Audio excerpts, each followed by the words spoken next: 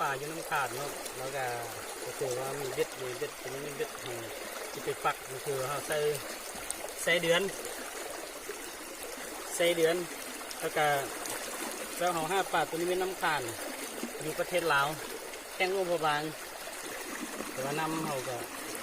มาดูนี่เลยเนาะเวลาน้ำขึ้นนี่แหละเขามาปักเบ็ดมันเกิดได้หรือบ่ได้ก็ลองเบิ่งแต่ว่า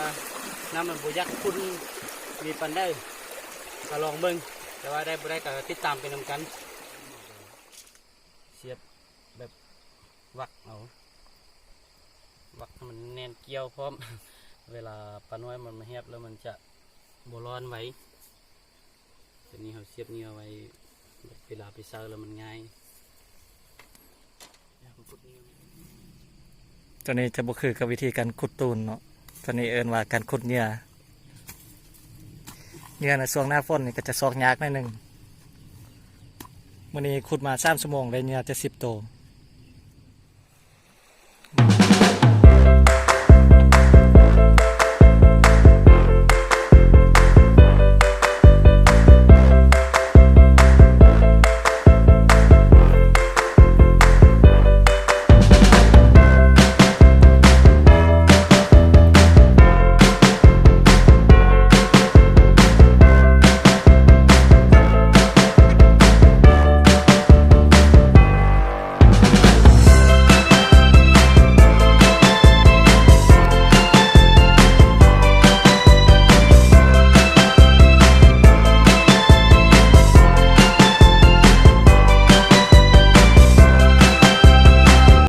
แล้วบัดนี้เขาก็มายามเนาะอันนี้เป็น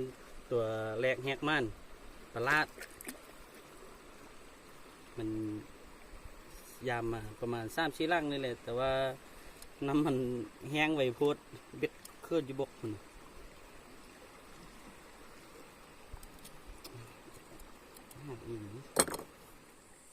หลังจากเขาไปเซอร์เบ็ดมาเมื่อนี้ก็ตั้งแต่เช้าเนาะแล้วก็มาฮอดนี่ก็คือว่าจนฮอดแรงประมาณ8-9 โมงจนมาฮอดแรงแล้วก็ผลงานที่เขาไปเซอร์มื่อนี้ได้ก็คือได้ซ้ำนี้เนาะปลาดปลาน้ำคานปลาสดสนใจอินบ็อกๆสนใจอินบ็อกมาพาไปใส่